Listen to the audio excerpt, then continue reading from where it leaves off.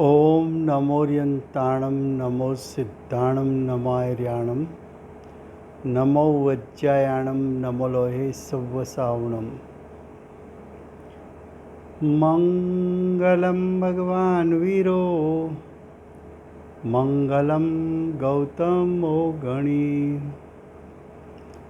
मंगलं कुन्दकुन्दार्यो जैनधर्मोऽस्तु मंगलम्। ओंकारबिन्दुसंयुक्तं नित्यं जायन्ति योगिनः कामदं मोक्षदं चैव ओंकाराय नमो नमः। अहो उपकार जिनवरनो कुंदनो ध्वनि दिव्यनो जेन कुंद ध्वनि आप्या अहो आ गुरु कहाननो तुझ ज्ञान ध्यान नो रंग अमया दर्श रहो ओ शिव पद तक तुझ संग माता हाथ ग्रहो।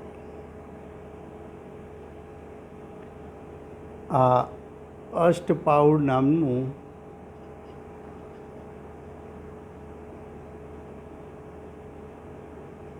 પરમ અધ્યાત્મશાસ્ત્ર છે.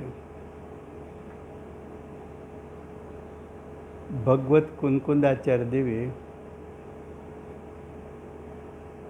8 પાહુડ એટલે 8 ગ્રંથ એમની રચના કરી છે. તેમાંથી દર્શન પાહુડ અને સૂત્ર પાહુડ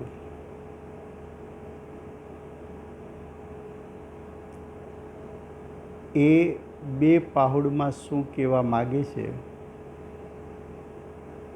એની સંક્ષિપ્ત ચર્ચા કરી છે. ગ્રંથ શરૂ કરશું ત્યારે એક એક ગાથા અને એક એક શબ્દ એનો અર્થ થશે.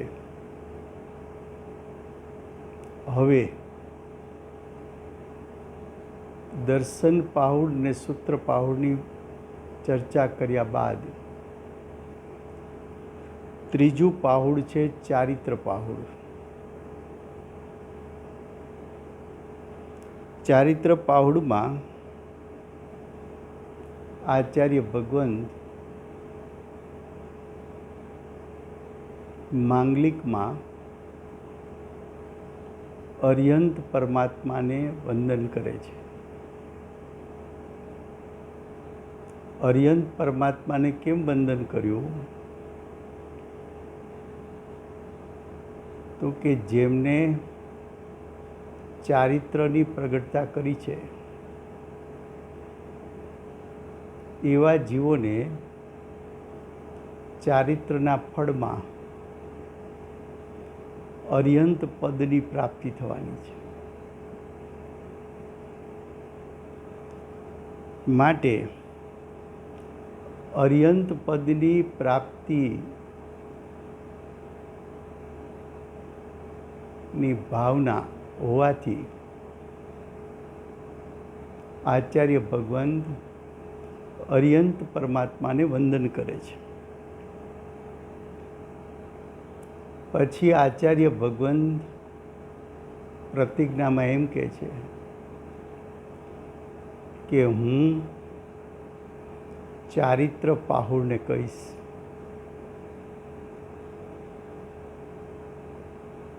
આત્મામાં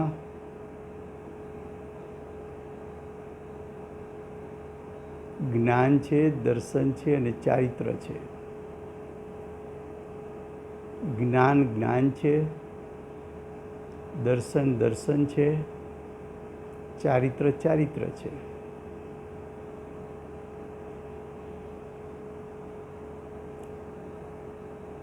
ચારિત્ર રૂપ આત્માના પરિણામ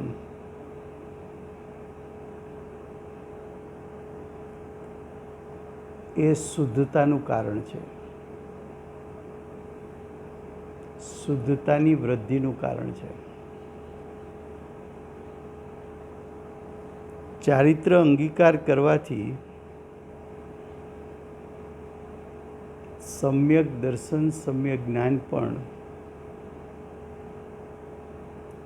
એના પરિણામ પણ નિર્દોષ થાય છે. ચારિત્રની આરાધનાથી મોક્ષની પ્રાપ્તિ થાય છે. આચાર્ય ભગવાન જિનેન્દ્ર ભગવાને કહેલું ચારિત્ર કહે છે.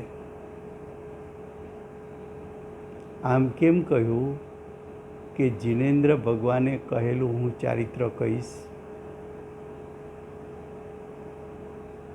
તો કે એટલા માટે કહ્યું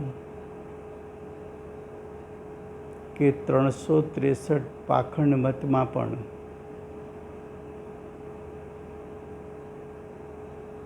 આચરણો દર્શાવેલા છે, પણ એ વિપરીત આચરણ છે.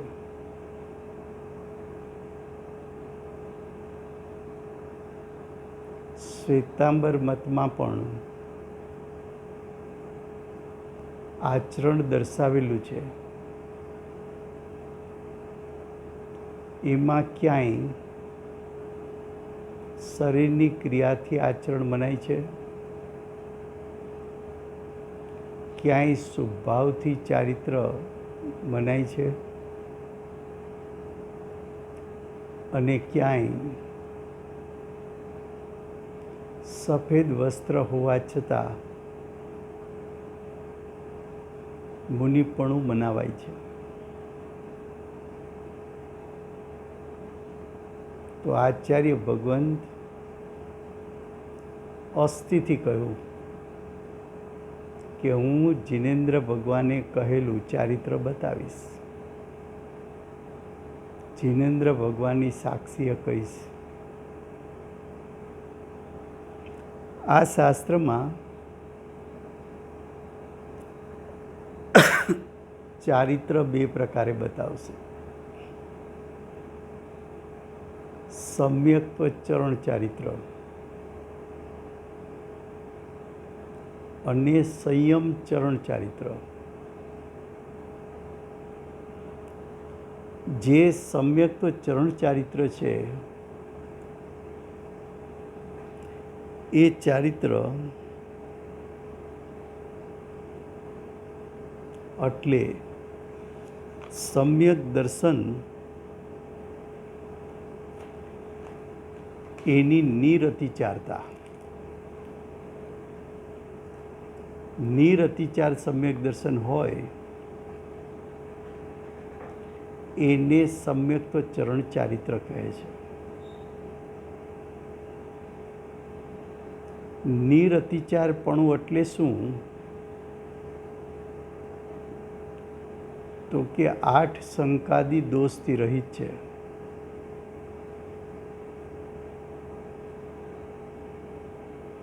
સમ્યક ચરણ ચારિત્ર 8 શંકાદી દોષથી રહિત છે. 6 અનાયતન જે ધર્મના સ્થાનકો નથી. સમ્યક ચરણ ચારિત્રવાન જે ધર્મના સ્થાનક નથી, 6 પ્રકારના, એનું અવલંબન ન લે. 6 અનાયતન દોષ રહિત હોવું જોઈએ સમ્યક ચરણ ચારિત્ર. 3 પ્રકારની મૂઢતા.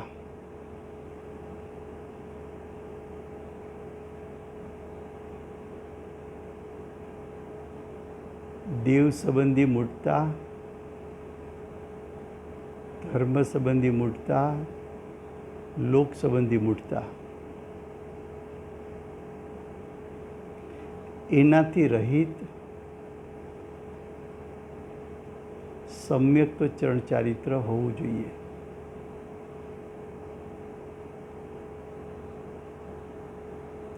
સમ્યક તો ચરણ ચારિત્ર અંગીકાર કરીને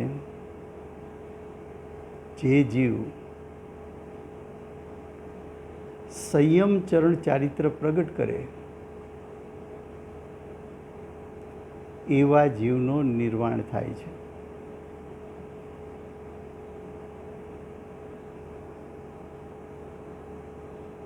પણ જે સમ્યક તો ચરણ ચારિત્ર એનાથી ભ્રષ્ટ થયો છે એમને નિર્વાણની પ્રાપ્તિ થતી નથી. સમ્યક તો ચરણ ચારિત્ર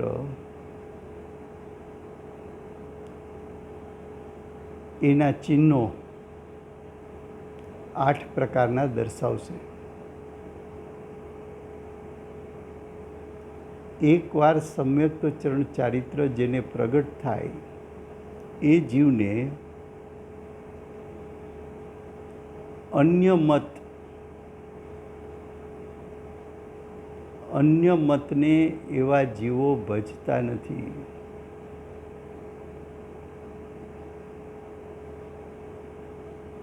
એની સ્તુતિ ભક્તિ આદિ કરતા નથી.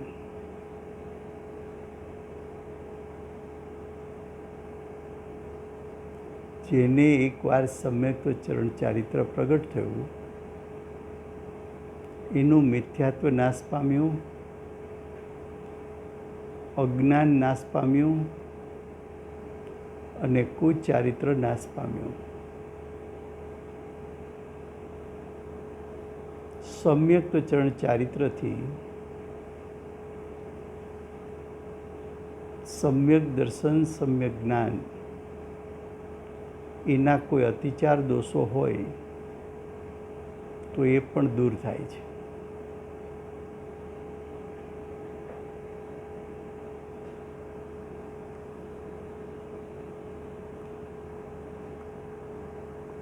આગળ જતાં ચારિત્ર પાહુડમાં સંયમ ચરણ ચારિત્ર બતાવશે. સંયમ ચરણ ચારિત્ર 2 પ્રકારનું છે.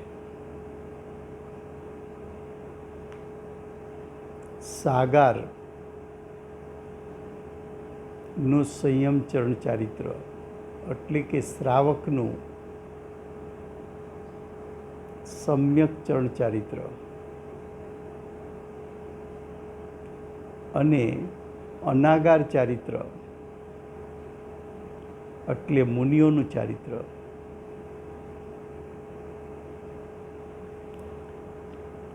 જ્યાં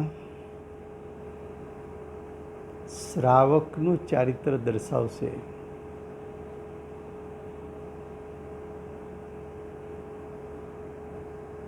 એટલે કે સાગર સંયમ ચરણ ચારિત્ર બતાવશે ત્યાં શ્રાવકના 12 અણુવ્રત અને શ્રાવકની 11 પ્રતિમા જેને પ્રાપ્ત કરી છે એ શ્રાવક પણ નિરતિચાર દોષથી રહિત છે.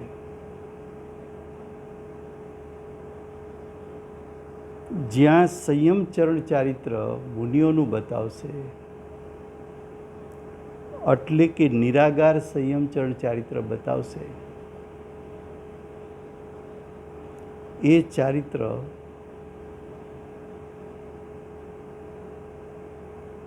યતિ ધર્મ બતાવો છે.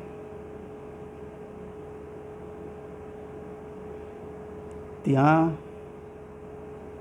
નિરાગાર સંયમ ચરણ ચારિત્ર કોને કહેવાય એનું સ્વરૂપ બતાવશે.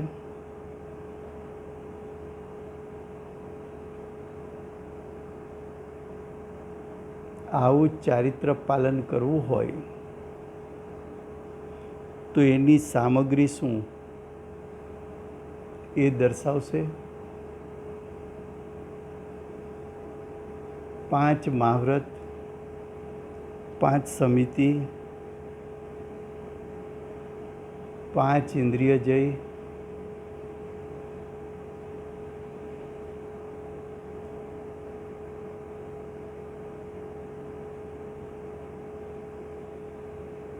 ત્રણ ગુપ્તી એમનું સ્વરૂપ દર્શાવશે.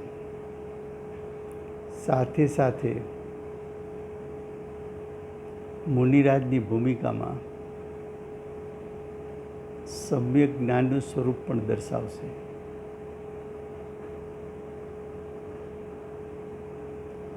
જે નિશ્ચય, સમ્યક દર્શન, સમ્યક જ્ઞાન, સમ્યક ચારિત્ર પ્રગટ કરશે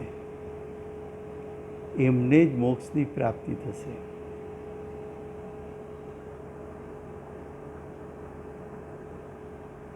જે ચારિત્ર પ્રગટ કરશે એ સુખને પ્રાપ્ત કરશે. પાંચ મહાવ્રત છે, એમાં એક એક મહાવ્રતની પાંચ પાંચ પ્રકારની ભાવનાઓ છે. એ 25 ભાવનાથી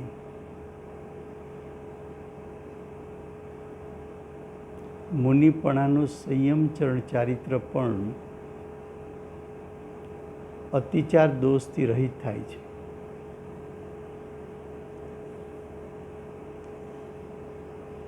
અતિચાર દોષથી રહિત થાય છે. હવે કે છે કે જે ચારિત્ર છે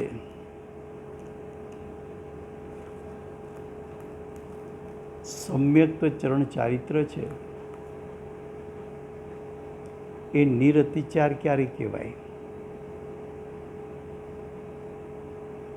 તો કે મળ દોષથી રહિત થાય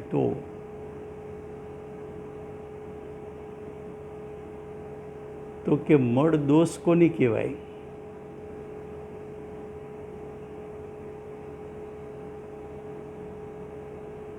તો કે મળદોષ એટલે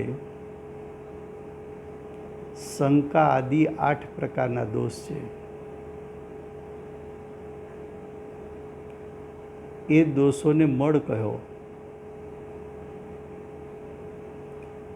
એવા મળદોષથી રહિત એટલે 8 શંકાદિથી રહિત જેમનું સમ્યક્ત્વચરણ ચારિત્ર છે. બીજું મૂઢતાના 3 દોષ,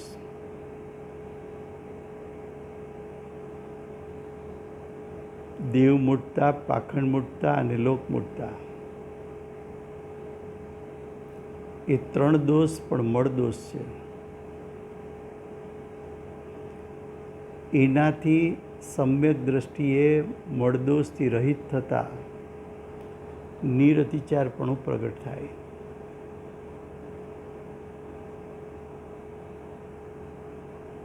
અનાયતન દોષ. અનાયતનનો અર્થ છે જે ધર્મના સ્થાનક નથી. જે ધર્મના સ્થાનક નથી એવા સ્થાન પર સમ્યક દ્રષ્ટિઓ વિચરતા નથી.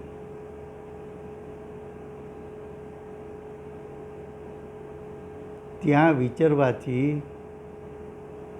અતિચાર દોષ લાગુ પડે છે. ઘણાને એમ થાય કે ભાઈ તમે દિગંબર તો બહુ કડક, કોઈ અન્ય મતના મંદિરોમાં પણ ન જાઓ,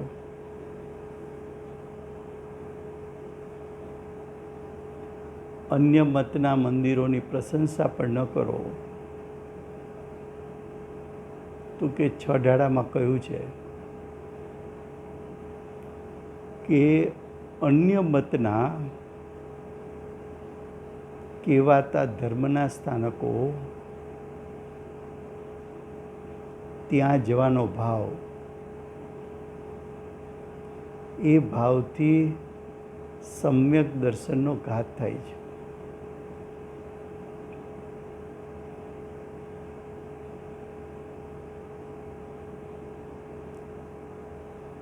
આવું કહીએ ત્યારે અજ્ઞાનીને સમજવું કઠિન લાગે, પણ દ્રષ્ટાંત આપીએ તો ખ્યાલ આવે.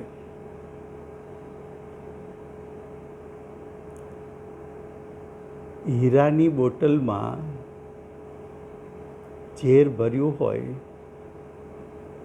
તો એ ઝેર પીવાય, કે કાચની બોટલમાં ઝેર રહેલું હોય તો એ પીવાય? તો કે તો બંને ઝેર છે, બેમાંથી ગમે તે પી લે તો તારું મોત થશે. એમ અન્ય મતના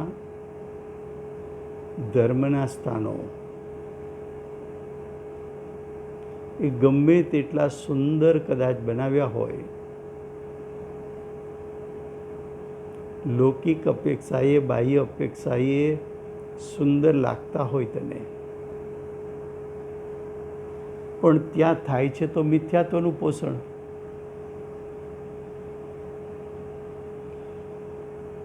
એ મિથ્યાત્વ તો અનંત સંસારનું કારણ છે. ઝેર પીવાથી તો એક વખત મરણ થશે, મિથ્યાત્વ પીવાથી તો અનંત મરણ થશે.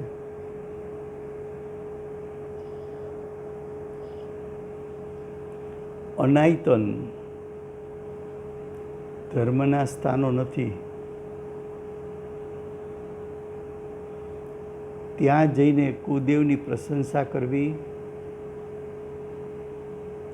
કુગુરુની પ્રશંસા કરવી, કુશાસ્ત્રની પ્રશંસા કરવી, કુદેવની સેવા કરવી, કુગુરુની સેવા કરવી, કુશાસ્ત્રની સેવા કરવી. તો કે આવા 6 દોષથી રહિત સમ્યક દર્શન હોવું જોઈએ. પૂજ્ય ગુરુદેવ અને પૂજ્ય બેનશ્રીનું સમ્યક દર્શન, એના ઉપર વિચાર કરવો. બે મહાન દ્રષ્ટાંત છે, નજર સામેના દ્રષ્ટાંત છે. ગુરુદેવનું જીવન નજર સામે છે, બેનશ્રીનું જીવન નજર સામે છે.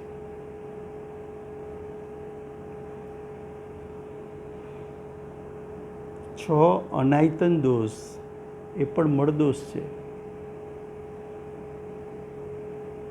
પછી 8 પ્રકારના મદ એ પણ દોષ છે. જાતિ મદ, કુળ મદ, રૂપનું મદ, ધનનું મદ, જ્ઞાનનો મદ, ક્રિયાનો મદ વગેરે.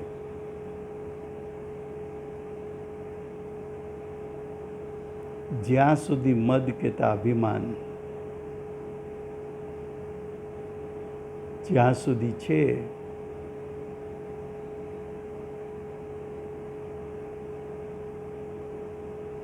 એ તો દોષનું કારણ.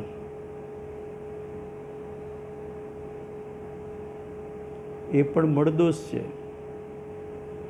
તો 8 શંકાદિ દોષ, 3 મૂઢતા એટલે 11,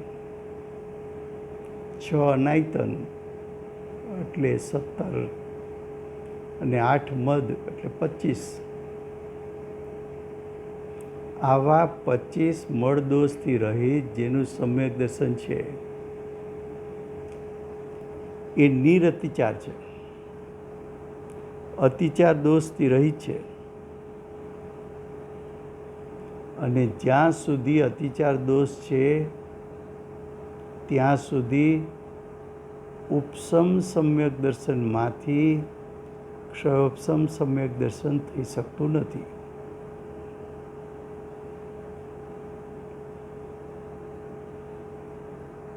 મળદોષ દૂર થતાં સમ્યક ચરણ ચારિત્ર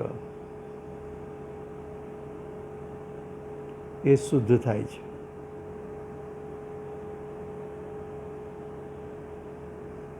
ત્યાર પછી સમ્યક દ્રષ્ટિના 8 અંગ બતાવશે. નિસંકિત, નિકાંક્ષિત, નિર્વિચિકિત્સા, અમૂઢ દ્રષ્ટિ, ઉપગુહન, સ્થિતિકરણ, વાત્સલ્ય અને પ્રભાવના એવા 8 અંગ પણ બતાવશે.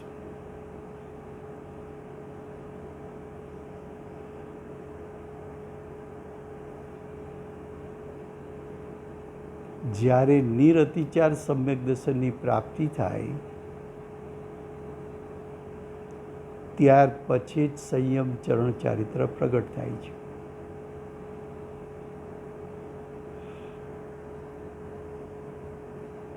એવો જીવ ભવિષ્યમાં નિર્વાણને પ્રાપ્ત કરે છે. નિરતિચાર સમ્યક દર્શન કયો? એનો અર્થ એ કે નિરતિચાર સમ્યક દ્રષ્ટિને 363 પાખંડ મતના અભિપ્રાયો છૂટી ગયા છે. એનું આરાધન નથી. શ્વેતાંબર મતનું આરાધન નથી.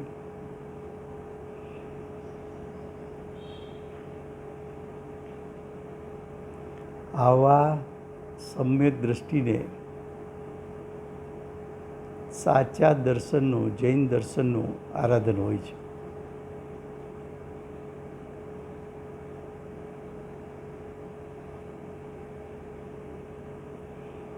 આવો નિરતિચાર સમ્યક દ્રષ્ટિ એને નવા કર્મનો બંધ અટકતો જાય છે અને કર્મોની નિજરા સંખ્યાત ગુણી, અસંખ્યાત ગુણી, અનંત ગુણી થતી આવે છે.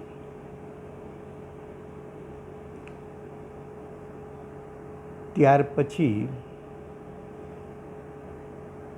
શ્રાવકનું નિરતિચાર ચારિત્ર. શ્રાવક છે પંચમ ગુણસ્થાન છે. પંચમ ગુણસ્થાનમાં 12 અણુવ્રતનું પાલન છે. 5 અણુવ્રત છે, 3 ગુણવ્રત છે. અણુવ્રતની જે પ્રગટતા થઈ છે એનો વિકાસ થવો એ ગુણવ્રત છે. અને શિક્ષાવ્રત તો કે ગુણવ્રતને કારણે જે વિકાસ થયો છે એની રક્ષા કરવી, એ વ્રતનું ટકી રહેવું, એમની રક્ષા કરવી, એ 4 શિક્ષાવ્રત છે. આ 12 વ્રત એ ઉપરાંત 13મા વ્રત તરીકે સલ્લેખના વ્રત લીધું છે.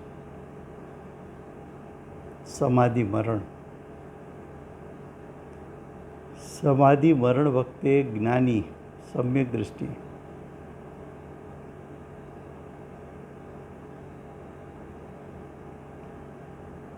જાગ્રત અવસ્થામાં, જાગ્રત અવસ્થા એટલે એનો અર્થ એમ નહીં કે ઊંઘ આવી ગઈ કે નહીં. જાગ્રત અવસ્થાનો અર્થ છે કે જ્ઞાનીને ખ્યાલમાં આવે છે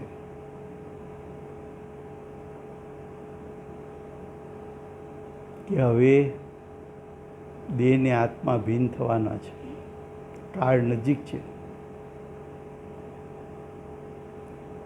ઉગ્ર પુરુષાર્થ કરીને જ્ઞાયક સન્મુખ રહેવું, તો મરણ સમયે જ્ઞાયક સન્મુખ રહેવું એને સલ્લેખના વ્રત કહ્યું છે.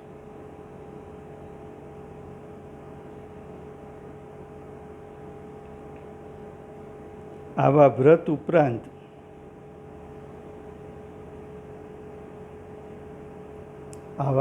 ઉપરાંત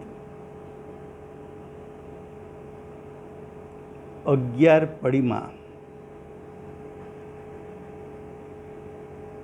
એનો વિસ્તાર તો અધિકાર ચાલશે ત્યારે આવશે.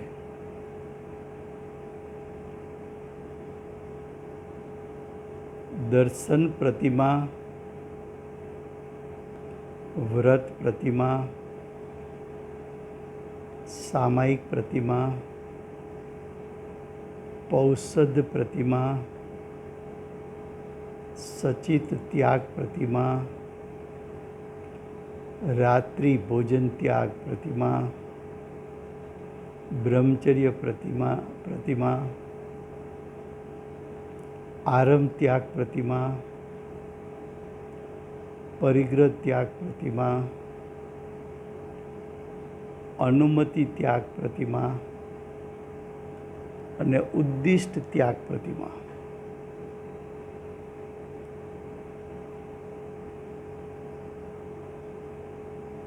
આ પ્રતિમાઓ એનું પાલન આ ક્રમથી કરાય છે. પ્રથમ પડીમાં લે, પડીમાં પણ કહેવાય અને પ્રતિમા પણ કહેવાય.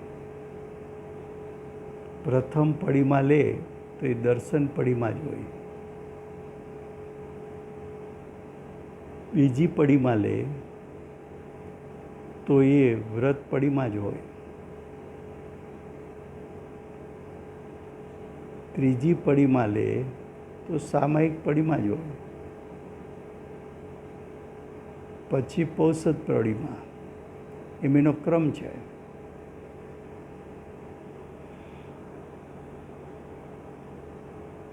સાતમી પડીમાં પાડતો હોય તો એને 1 થી 6 પડીમાં હોય જ. પડીમાંથી પણ શ્રાવકપણું નિરતિચાર થાય છે, અતિચાર દોષથી રહિત થાય છે. હવે સંયમ ચરણ ચારિત્રનો બીજો પ્રકાર અનાગાર સંયમ ચરણ ચારિત્ર, એટલે કે મુનિઓનું ચારિત્ર.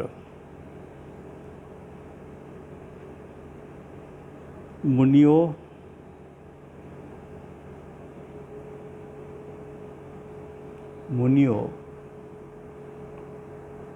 પોતાની દશામાં ભાવલિંગ પૂર્વક દ્રવ્યલિંગનું પાલન કરે છે. મૂળ ગુણ 28ને પ્રગટ કરે છે.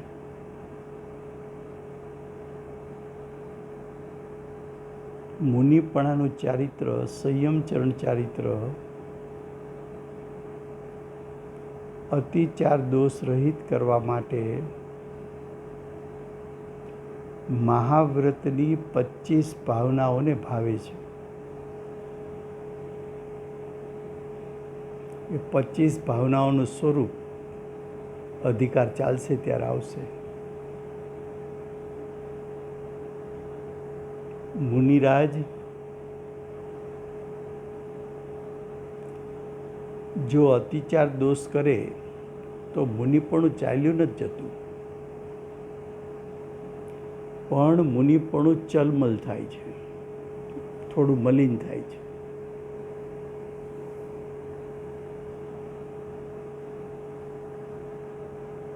જ્યારે 25 પ્રકારની મહાવ્રતની ભાવનાઓ ભાવવાથી અતિચાર દોષ પણ થતો નથી અને અતિચાર દોષ ન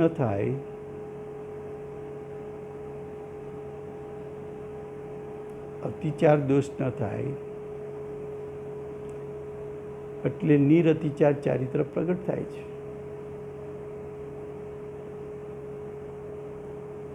તો મુનિરાજને 28 મૂળ ગુણનું પાલન અતિચાર દોષ રહિત અને ઉત્તર ગુણોમાં 10 લક્ષણ ધર્મ એનું પાલન, 12 પ્રકારના તપનું પાલન,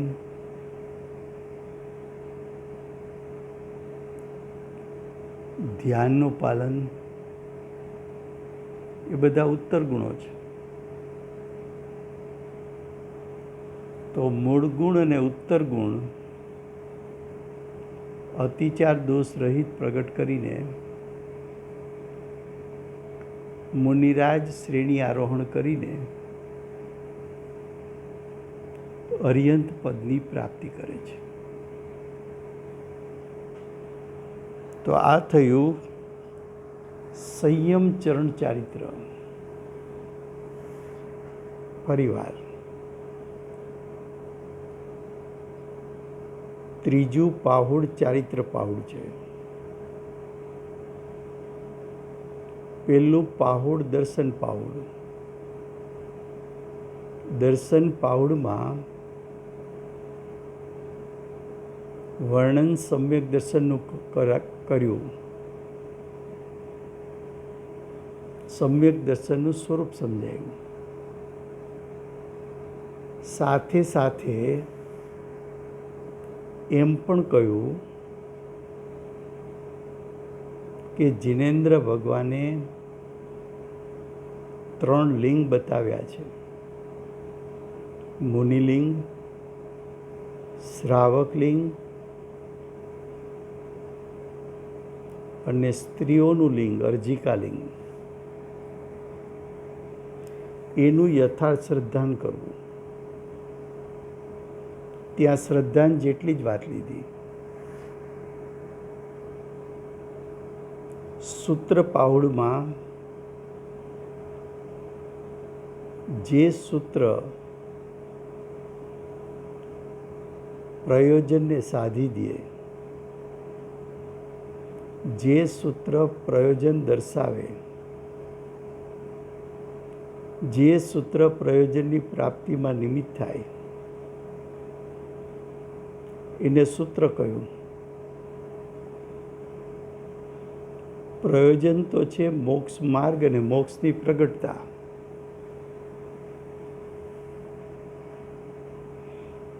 તો સમ્યક જ્ઞાનીને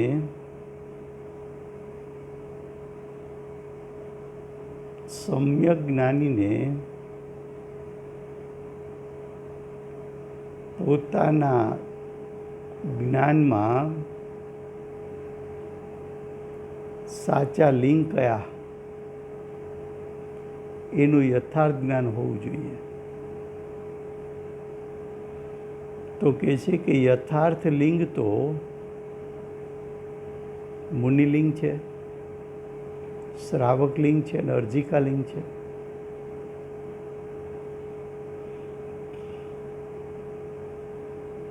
તો પહેલો અધિકાર સમ્યક દર્શન, બીજો અધિકાર સમ્યક જ્ઞાન. ચારિત્ર પાહુડમાં ચારિત્ર 2 પ્રકારનું પ્રથમ બતાવ્યું. એક સમ્યક ચરણ ચારિત્ર, બીજું સંયમ ચરણ ચારિત્ર. સંયમ ચરણ ચારિત્ર 2 પ્રકારનું બતાવ્યું: શ્રાવકનું ચારિત્ર, મુનિનું ચારિત્ર. શ્રાવકનું ચારિત્ર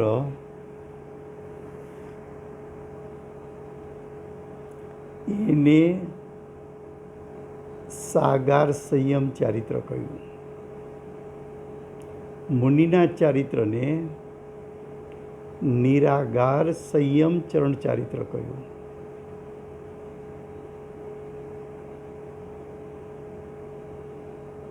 ચારિત્ર વગર મોક્ષ નથી.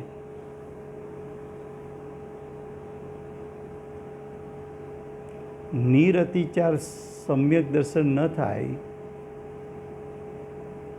ત્યાં સુધી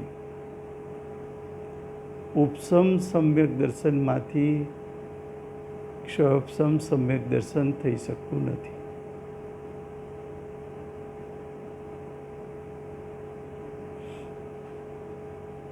શ્રાવકનું ચારિત્ર એ 12 પ્રકારના વ્રત કયા? અણુવ્રત 5, ગુણવ્રત 3, શિક્ષાવ્રત 4. 5 ને 3, 8 ને 4, 12 વ્રત કયા? એ 12 વ્રત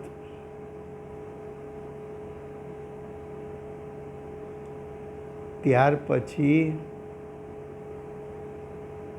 11 પડીમાં લે. 11 પડીમાં લીધી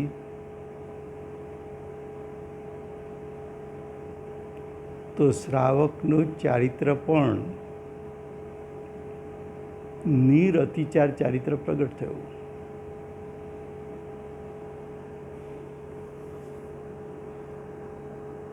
શુદ્ધિની વૃદ્ધિ થતાં મુનિપણું પ્રગટ થયું. મુનિપણાનું ચારિત્ર પ્રગટ થયું. મુનિપણું ભાવલિંગ સાથે દ્રવ્યલિંગ હોય છે.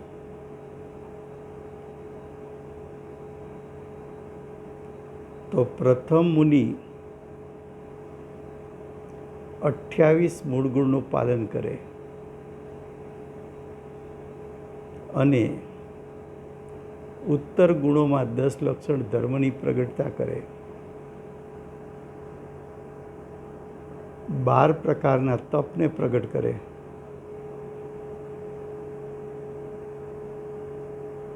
ધ્યાનને પ્રગટ કરે. ધ્યાન કહેતા શુક્લ ધ્યાન.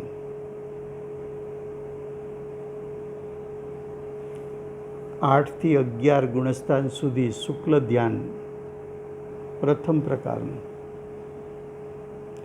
12મા ગુણસ્થાનમાં બીજા પ્રકારનું શુક્લ ધ્યાન. 13મા ગુણસ્થાનમાં ત્રીજા પ્રકારનું શુક્લ ધ્યાન.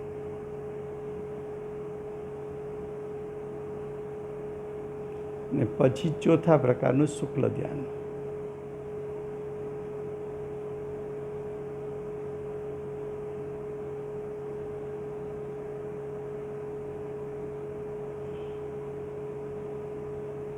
એ શુક્લ ધ્યાન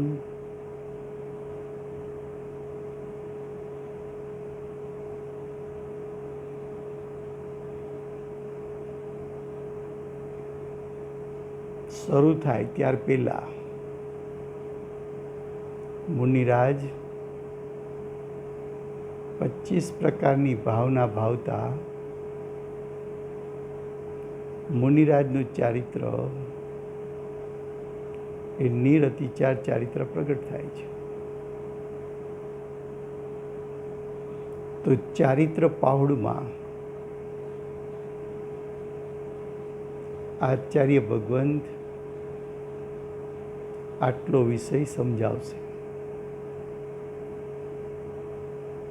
સમય થયો છે.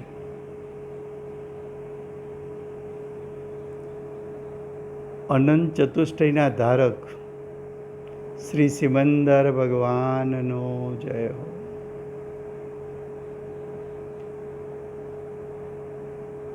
કેવળ જ્ઞાનની તળેટીમાં બેઠેલા શ્રી કુંકુંદાચાર્ય દેવનો જય હો.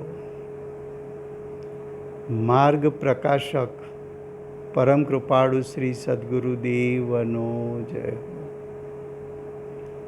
શાસનની શોભા વધારનાર પ્રશમમૂર્તિ ભગવતી માતનો જય હો. પરમ દિગંબર જૈન ધર્મનો જય હો.